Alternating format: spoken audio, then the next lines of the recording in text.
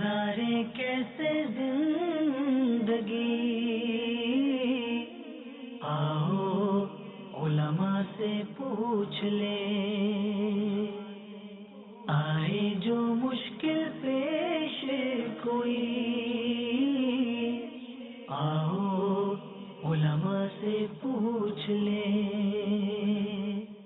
الحمدللہ رب العالمین والصلاة والسلام علی سید الانبیاء والمرسلین، اما بعد فاعوذ باللہ من الشیطان الرجیم، بسم اللہ الرحمن الرحیم۔ الصلاة والسلام علیک یا رسول اللہ، الصلاة والسلام علیک یا حبیب اللہ، الصلاة والسلام علیک یا نبی اللہ، وَعَلَىٰ آلِكَ وَأَصْحَابِكَ يَا نور اللہ۔ فرمان مصطفیٰ صلی اللہ تعالی علیہ وآلہ وسلم ہے، جو کوئی شخص مجھ پر دن بھر میں 50 مرتبہ درود پاک پڑھتا ہے، کل بروز قیامت میں اس کے ساتھ مصافحہ فرماؤں گا۔ صلو علی الحبیب صلی اللہ تعالی علی محمد صلی اللہ تعالی علیہ وآلہ وسلم۔ میٹھے میٹھے اسلام بھائیو، دارالافتاء اہل سنت سلسلے کے ساتھ ایک مرتبہ پھر حاضر ہیں۔ جنت اور دوزخ، ان کے بارے میں ایک مسلمان کا عقیدہ ہونا کیا چاہیے؟ الحمدللہ رب العالمین والصلاة والسلام علی سید الانبیاء والمرسلین، اما بعد فاعوذ باللہ من الشیطان الرجیم، بسم اللہ الرحمن الرحیم۔ اولاً تو یہ سماعت فرما لیں کہ جنت اور دوزخ یہ غیب کی چیزیں ہیں، یعنی ہم سے پوشیدہ ہیں یہ، اور اللہ تبارک و تعالی نے یہ مسلمانوں کے لیے غیب رکھا ہے تاکہ وہ ایمان اس پر لے کر آئیں اور دنیا میں ان کے لیے امتحان کی صورت رہے۔ ٹھیک ہے، تو اس لیے ان کو بالکل ہمارے سامنے ظاہر نہیں کیا گیا، ورنہ اگر جنت کو ظاہر کر دیا جاتا یا دوزخ کو ظاہر کر دیا جاتا تو امتحان کی جو صورت ہوتی وہ نہ رہتی۔ صحیح۔ تو اس لیے ہمارے امتحان کے طور پر کہ ہم اللہ تبارک و تعالیٰ کی فرما برداری والے کام کریں اور اللہ تبارک و تعالیٰ کی نافرمانی والے کاموں سے بچیں، ہمیں بتا دیا گیا لیکن رکھا پوشیدہ گیا۔ ٹھیک ہے۔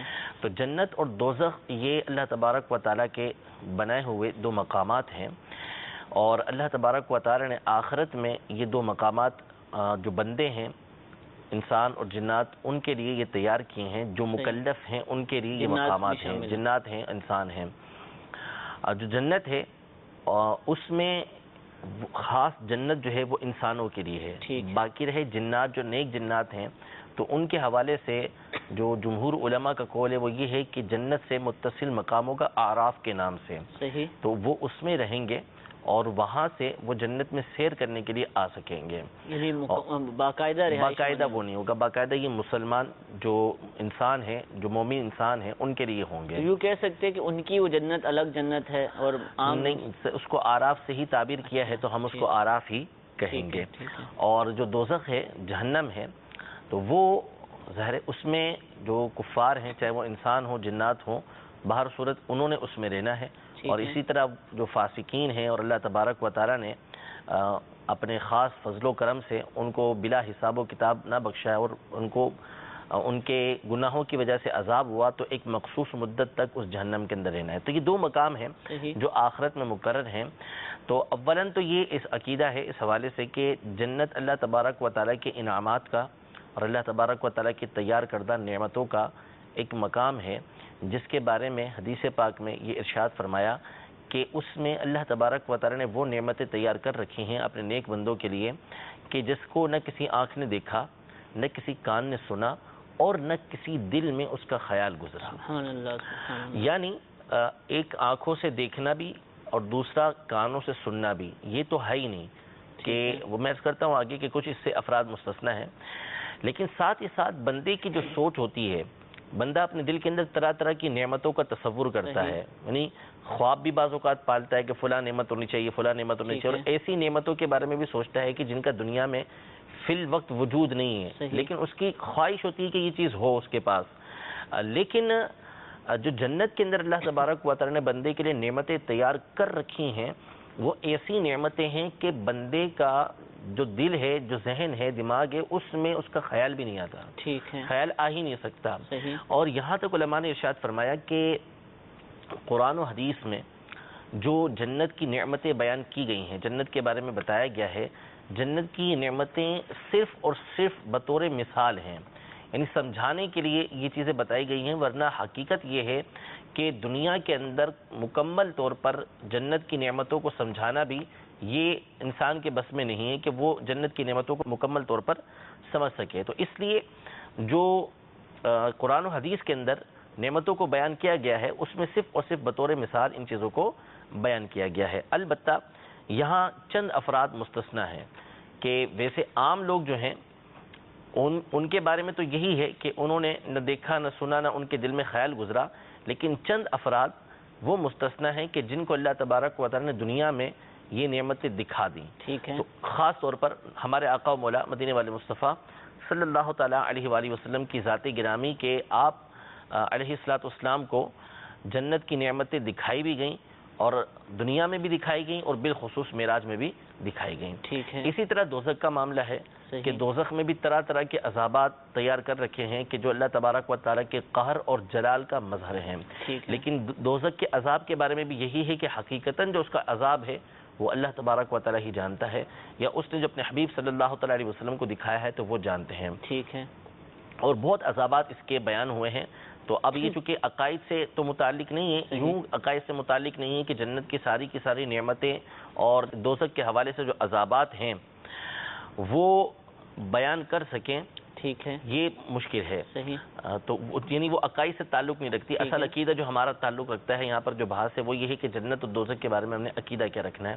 تو نمبر ایک عقیدہ یہ رکھنا ہے کہ جنت اور دوزخ کا وجود ہے، یہ دونوں حق ہیں۔ ٹھیک ہے، اس بات کو تسلیم کرنا یہ ایک مسلمان کے لیے ضروری ہے۔ اگر کوئی نہ مانے تو وہ دائرہ اسلام سے خارج ہو جائے گا۔ ایسے لوگ ہیں کیا؟ ممکن ہے، بلکہ ہوں گے اس طرح کے افراد، یعنی جو اللہ تبارک و تعالیٰ کے وجود کا انکار کرتے ہیں یا آخرت کا انکار کرتے ہیں، یا جیسے کفار ہیں، ٹھیک ہے، تو وہ آخرت کا انکار کرتے ہیں تو جنت و دوزخ کو بھی تسلیم نہیں کرتے۔ تو بہرحال جو جنت کا انکار کرے یا دوزخ کا انکار کرے تو علماء نے واضح طور پر، علامہ عبدالغنی نابلسی رحمۃ اللہ تعالی علیہ نے حدیقہ ندیہ میں واضح الفاظ میں ارشاد فرمایا کہ من انکر الجنت او النار، کہ جس نے جنت اور دوزخ میں سے کسی چیز کا انکار کیا فہو کافر، وہ شخص کافر ہے۔ وجہ اس کی یہ ہے کہ ایسا شخص اللہ تبارک و تعالیٰ کو جھٹلانے والا، اس کے رسول کریم صلی اللہ تعالیٰ علیہ وسلم کو جھٹلانے والا، اور امت کا اس پر اجماع ہے کہ جنت اور دوزخ یہ موجود ہے۔ ٹھیک ہے، تو جیسے قرآن پاک میں اللہ تبارک و تعالیٰ نے جگہ بجگہ جنت کا تذکرہ فرمایا، مسلمانوں کو حکم دیا کہ وَسَارِعُوا إِلَىٰ مَغْفِرَةٍ مِّن رَّبِّكُمْ وَجَنَّةٍ عَرْضُهَا السَّمَاوَاتُ وَالْأَرْضُ أُعِدَّتْ لِلْمُتَّقِينَ، کہ اس جنت کی طرف، اللہ کی مغفرت کی طرف دوڑو، وہ جنت کے جس کا عرض جو ہے، جس کا طول ہے وہ آسمان اور زمین کے برابر ہے، اور وہ متقین کے لیے تیار کی گئی ہے۔ تو جنت کا وجود موجود ہے، جنت کا وجود ہے جبھی اللہ تبارک و تعالی نے جنت کی طرف جانے کا حکم ارشاد فرمایا۔ اسی طرح جہنم کے بارے میں جگہ جگہ موجود ہے کہ وہ جو کفار ہیں، جو جھٹلانے والے ہیں، فرمایا کہ وقودها الناس والحجارہ، یہ کفار اور جو اللہ تبارک و تعالیٰ کو جھٹلاتے ہیں، یہ کسی بھی طرح کا کفر کرتے ہیں، یہ لوگ اور پتھر جو ہے یہ جہنم کا ایندھن ہے، اور یہ جہنم جو ہے اعدت للکافرین، کافروں کے لیے تیار کی گئی ہے۔ تو نمبر ایک یہ کہ جنت اور دوزخ کا وجود ہے۔ اگر کوئی شخص اس کا انکار کرتا ہے تو وہ دائرہ اسلام سے خارج ہے، کیونکہ وہ قرآن پاک کو جھٹلانے والا ہے۔ اسی طرح نبی کریم صلی اللہ تعالیٰ علیہ وسلم کو جھٹلانے والا ہے کہ آپ نے کثیر احادیث کے اندر اس کا تذکرہ فرمایا، اور معراج کی رات نبی کریم صلی اللہ تعالیٰ علیہ وسلم نے ان تمام چیزوں کا مشاہدہ بھی فرمایا۔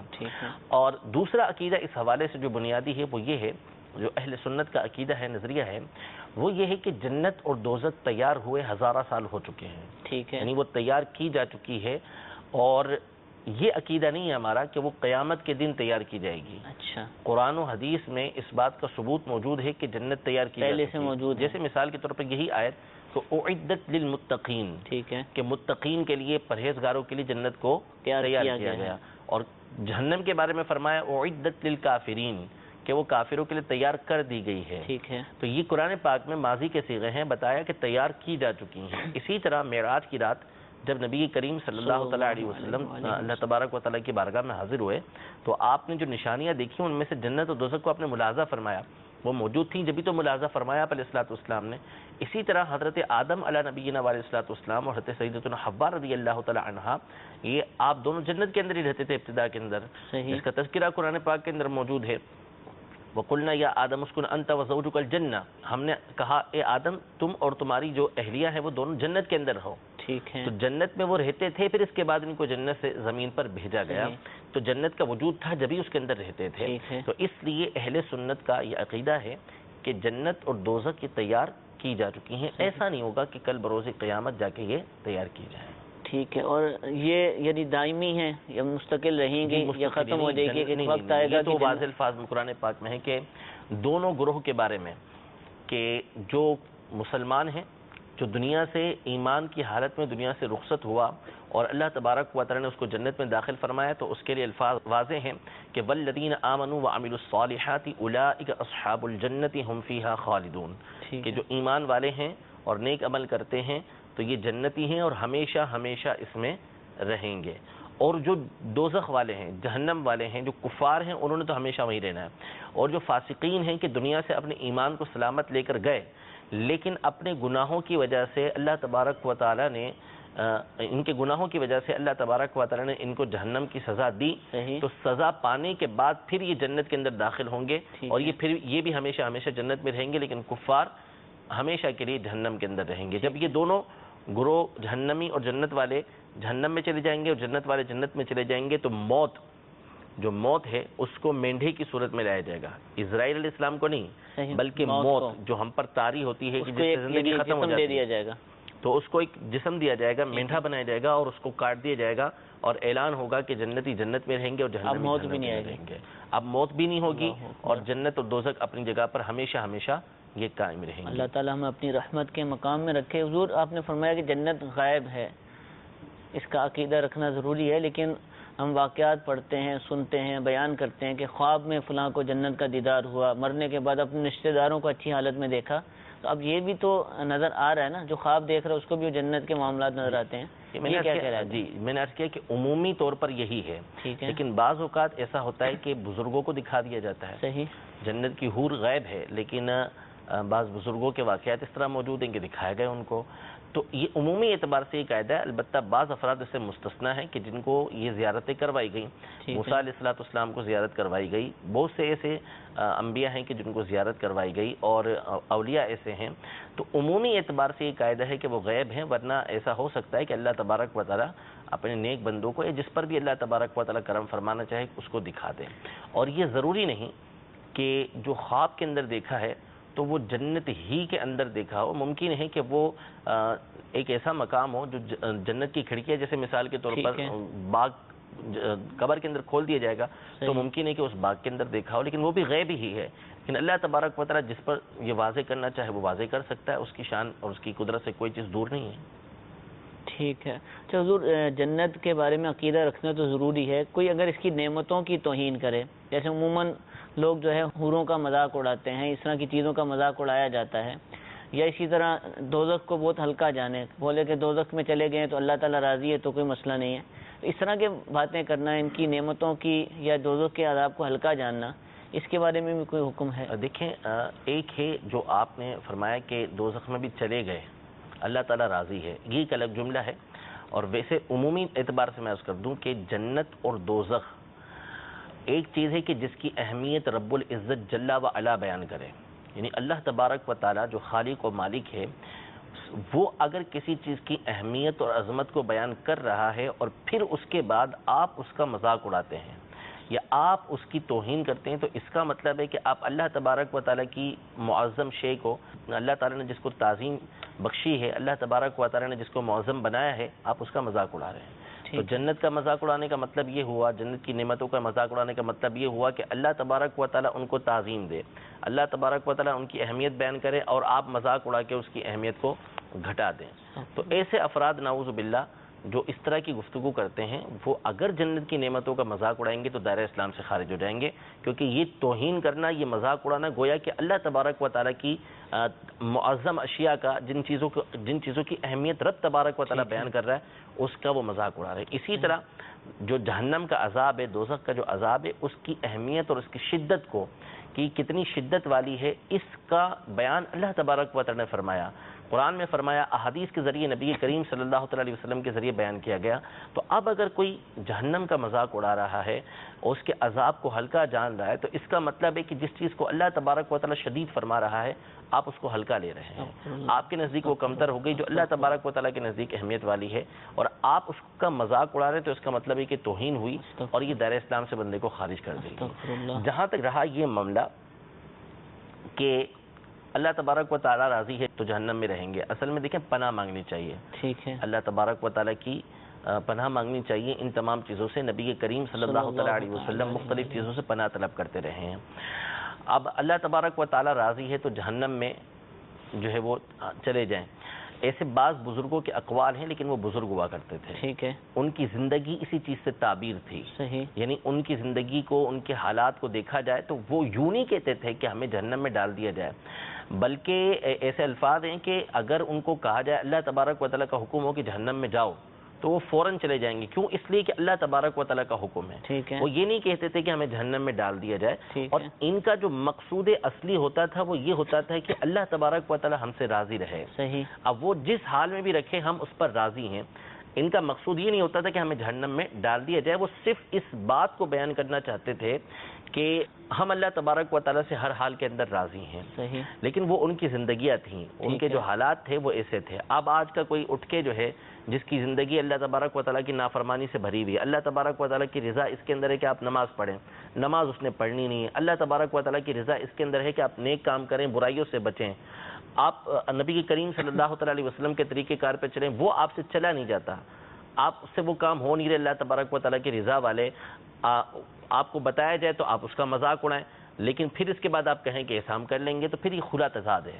یعنی ایک طرف آپ کے اقوال کچھ اور، دوسری طرف بات اور گفتگو کچھ اور. تو جو بندے کا مقام ہے، جو اس کے دل کے اندر ہے، جو اس کا انداز ہے، اسی انداز میں بندے کو گفتگو کرنی چاہیے. اور ہر کلمہ ایسا نہیں ہوتا کہ جس کی تائید بزرگوں سے مل سکے، قرآن و حدیث سے مل سکے. تو اس لیے جو اہل علم سے نہ ہو اس کو محتاط رہنا چاہیے. گفتگو کرتے ہوئے انتہائی احتیاط برتنی چاہیے کہ پتہ نہیں کس طرح کا جملہ اس کے منہ سے نکل جائے اور قرآن و حدیث کے مطابق اس کے لیے پتہ نہیں کیا فیصلہ ہو جائے. تو اس لیے گفتگو کرتے ہوئے انتہائی احتیاط برتنی چاہیے. حدیث پاک میں ارشاد فرمایا نبی کریم صلی اللہ تعالی علیہ وسلم نے، جس کا خلاصہ اور مفہوم یہ ہے کہ بندہ ایک کلمہ بولتا ہے، گفتگو کرتا ہے، اسے معلوم بھی نہیں ہوتا اور اللہ تبارک و تعالی ہمیشہ ہمیشہ کے لیے اس سے راضی ہو چکا ہوتا ہے.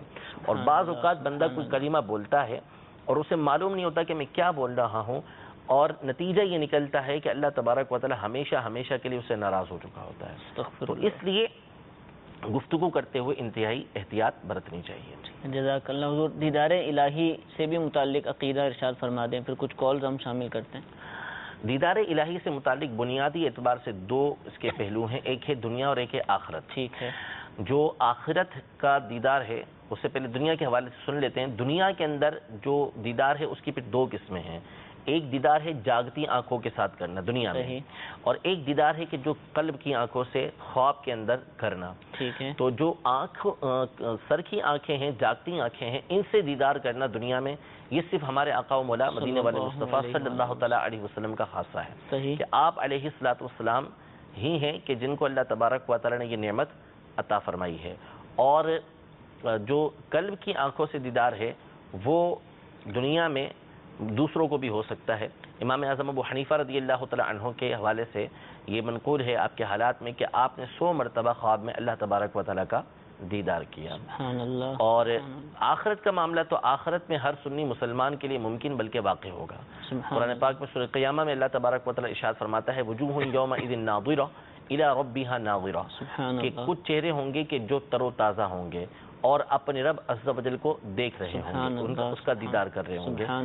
تو اس لیے قیامت میں تو ہر سنی مسلمان کو اللہ تبارک و تعالیٰ کا دیدار ملے گا، اور پھر ان کے مرتبوں کے مطابق مختلف اوقات کے اندر اللہ تبارک و تعالیٰ کا دیدار ہوتا رہے گا، اور یہ جنت کی سب سے بڑی نعمت ہوگی. اچھا، یہ جو قیامت میں ہے یہ جنت کے اندر ہے، یعنی قیامت میں میدان محشر میں بھی اللہ تبارک و تعالیٰ کا دیدار ہوگا، اور جنت میں بھی انشاءاللہ تبارک و تعالیٰ اللہ تعالیٰ کا دیدار ہوگا. سبحان اللہ. جزاک اللہ. اور اس موضوع پر ہم نے بہت پہلے مفصل کلام کر لیا کہ دیدار الہی کی کیا کیا صورتیں ممکن ہیں. کچھ کال شامل سلسلہ کرتے ہیں. جی میں کال سنائیے.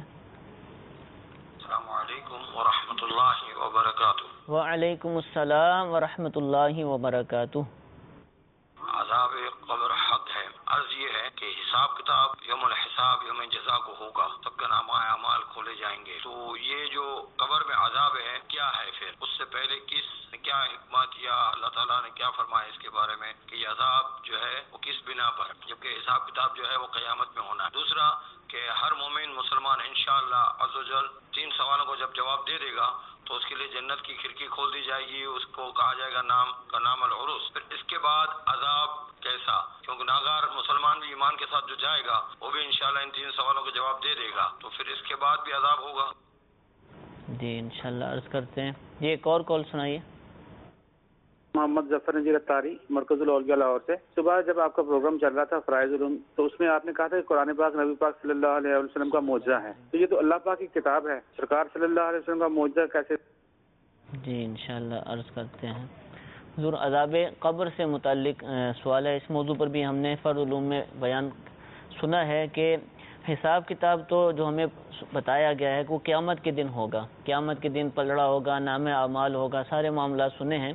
तो फिर ये कब्र का अज़ाब क्या है, फिर कब्र का अज़ाब से क्या मुराद है?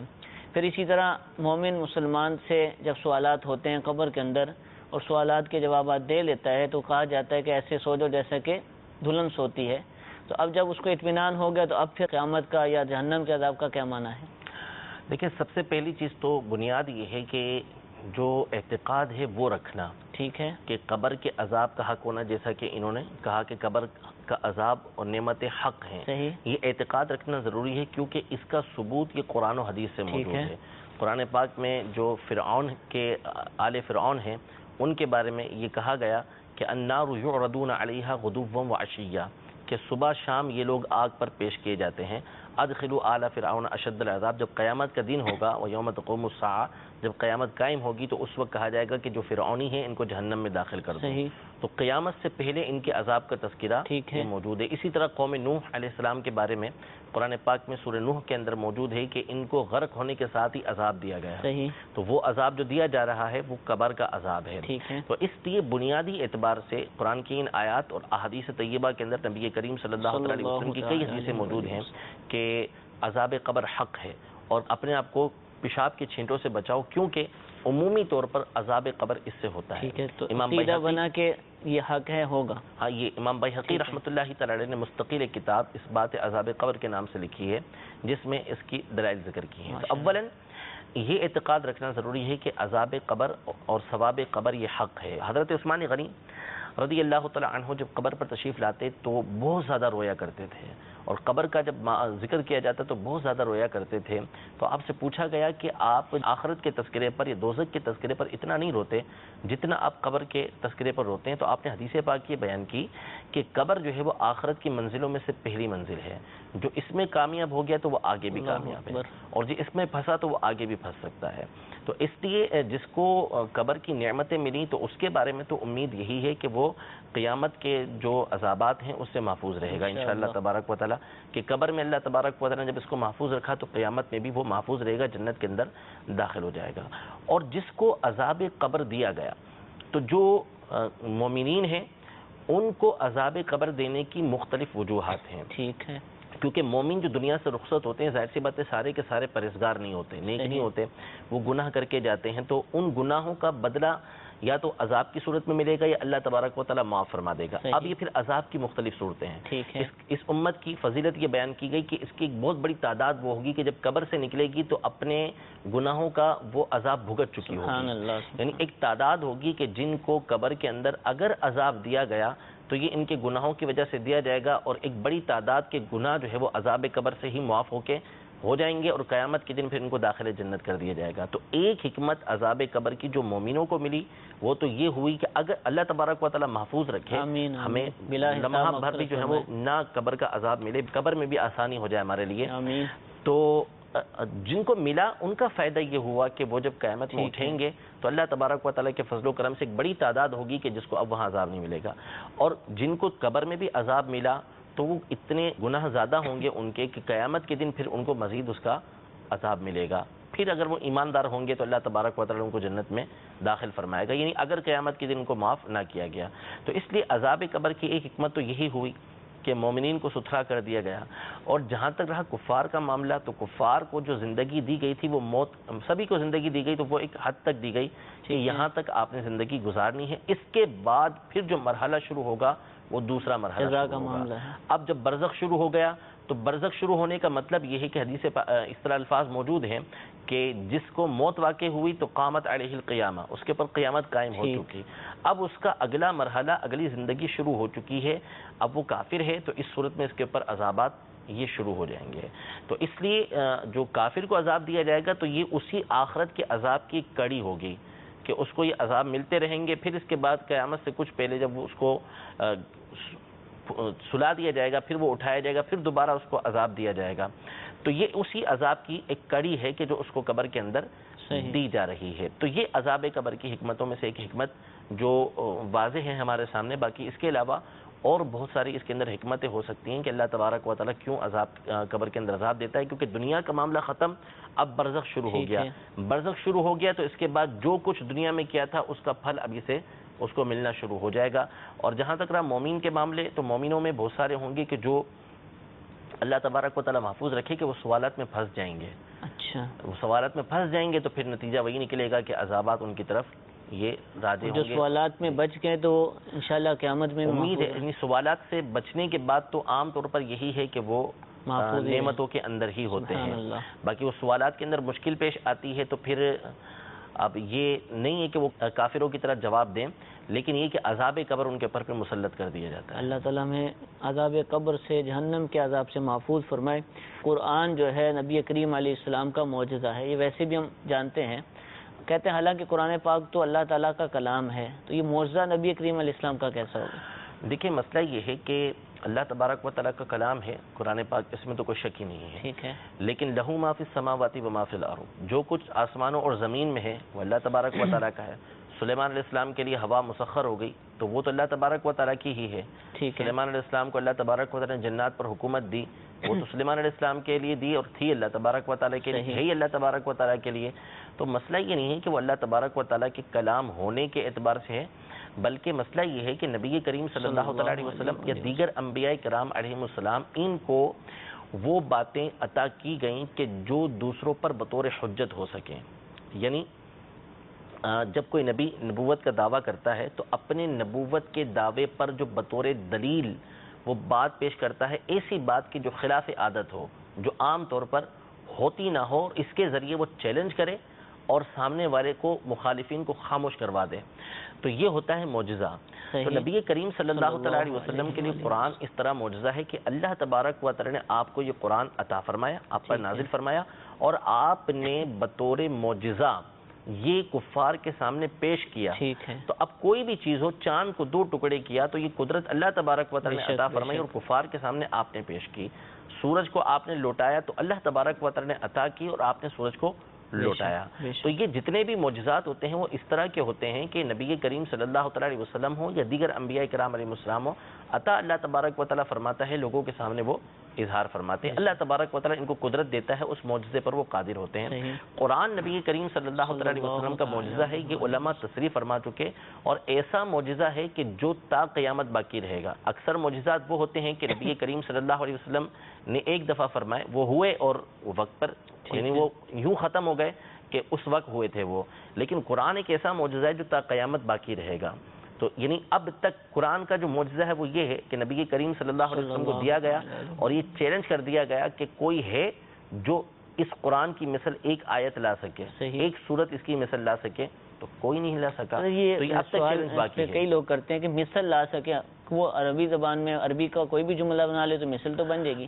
مراد کیا ہے مثل؟ مراد یہ ہے کہ دیکھیں قرآن پاک جو ہے یہ اس میں بہت ساری چیزیں, عربی کلام سے مراد یہ ہوتا ہے کہ آپ نے جو گفتگو کی ہے وہ گفتگو ایسی ہو کہ ایک تو اس میں کسی طرح کا جوڑ توڑ نہ ہو, یعنی ٹوٹا پھوٹا کلام نہ ہو, اور جیسا مقام ہے اس کے مطابق گفتگو کی ہو, اس کو فصاحت و بلاغت بولتے ہیں. پھر اس کے بعد اس کے اندر جس انداز میں جملے استعمال کیے گئے ہیں دوسرا وہ استعمال بھی نہ کر سکے, اور پھر جس انداز جو بات اس کے اندر بیان کی جا رہی ہے وہ ایسی ہو کہ جو واقعی کے مطابق ہو, یعنی وہ فرضی باتیں نہ ہو یا مذاق نہ ہو. جیسے مثال کے طور پر یہ قرآن پاک میں جگہ جگہ ہم پڑھتے ہیں کہ القاریۃ ما القاریہ وما ادراک ما القاریہ الحاقۃ ما الحاقہ وما ادراک ما الحاقہ. یہ ایک انداز آپ نے جگہ جگہ دیکھا ہوگا کہ انا انزلناہ فی لیلۃ القدر وما ادراک ما لیلۃ القدر، کہ حاقہ جو حق ہے، ما الحاقہ حاقہ کیا ہے، وما ادراک ما الحاقہ اور آپ کو کیا معلوم کہ حاقہ کیا ہے، القاریہ کھٹکھٹانے والی، کھٹکھٹانے والی کیا ہے، وما ادراک ما القاریہ آپ کیا جانے کہ قاریہ کیا ہے. انا انزلناہ فی لیلۃ القدر، ہم نے اس قرآن کو لیلۃ القدر میں اتارا، وما ادراک ما لیلۃ القدر آپ کیا جانیں کہ لیلۃ القدر کیا ہے. یہ ایک انداز ہے، مسجع کلام، گفتگو کا ایک انداز ہے. ٹھیک ہے. اب ایسا جملہ کوئی بھی بول سکتا ہے، لیکن جو اللہ تبارک و تعالی نے بیان فرمایا ہے اس انداز میں کوئی بیان نہیں کر سکتا. عرب والے، اہل عرب جو ہیں اپنے کلام پر ایسے قادر تھے گفتگو پر کہ جو دوسری زبان والے تھے ان کو یہ اجمی بولتے تھے، جس کا مطلب ہے گونگا. ٹھیک ہے. جس کا مطلب عرب کے علاوہ لوگ جو اجمی ہیں گونگے ہیں، یعنی گویا کہ گفتگو میں ان کے سامنے کچھ بھی نہیں ہے. تو قرآن پاک کا جو اعجاز ہے، جو اس کی فصاحت و بلاغت ہے، یعنی ایک تو گفتگو کی جو چاشنی ہے اور اس کی جو تراکیب ہے، جس انداز میں بولا جاتا ہے، جس انداز میں گفتگو کی جاتی ہے، وہ ایسی ہے کہ جو اہل زبان سمجھتے ہیں کہ یہ ایسا کلام ہے کہ عام آدمی نہیں کر سکتا. اب مسیلمہ کذاب نے، جس نے نبوت کا جھوٹا دعویٰ کیا تھا، یہ اپنے زمانے کا بڑا فصیح شخص تھا، گفتگو میں ماہر تھا. ہمارے یہاں بعض لوگ اس بات سے بڑے متاثر ہو جاتے ہیں کہ اگر کسی کو گفتگو میں ماہر دیکھتے ہیں، یعنی وہ تقریر بڑی زبردست کرتا ہو تو وہی سمجھتے ہیں کہ اہل حق میں سے ہے. صحیح. ایسا نہیں ہے. ٹھیک ہے. گفتگو تو ایک ایسا فن ہے کہ جو کفار بھی سیکھ لیتے ہیں. ٹھیک ہے. یعنی حجاج بن یوسف کتنا مشہور ظالم بادشاہ گزرا ہے. یہ وہ ظالم ہے کہ جس نے صحابہ کو شہید کیا اور تابعین کو شہید کیا. یہ اپنے زمانے کا اخطب الناس تھا، یعنی زبردست خطیب تھا، گفتگو کا ماہر تھا اپنے زمانے کا. لیکن دیکھیں وہ ظالم جابر تھا، تو کیا اس کا گفتگو میں ماہر ہونا اس بات کی دلیل ہے کہ وہ حق پر ہو گیا، وہ صحیح ہو گیا؟ ایسا نہیں. قرآن پاک میں منافقین کے بارے میں اللہ تبارک و تعالی نے ارشاد فرمایا کہ ان کے جو اجسام ہیں وہ آپ کو تعجب میں ڈالیں گے، ان کی گفتگو ایسی ہے کہ آپ کان لگا کے سنیں. یعنی گفتگو کے ماہر ہیں، وہ گفتگو میں بڑی اچھی گفتگو کریں گے. تو یاد رکھیے گفتگو کبھی بھی حجت نہیں ہوا کرتی، بولنے میں مہارت کی کبھی بھی حجت نہیں ہوا کرتی.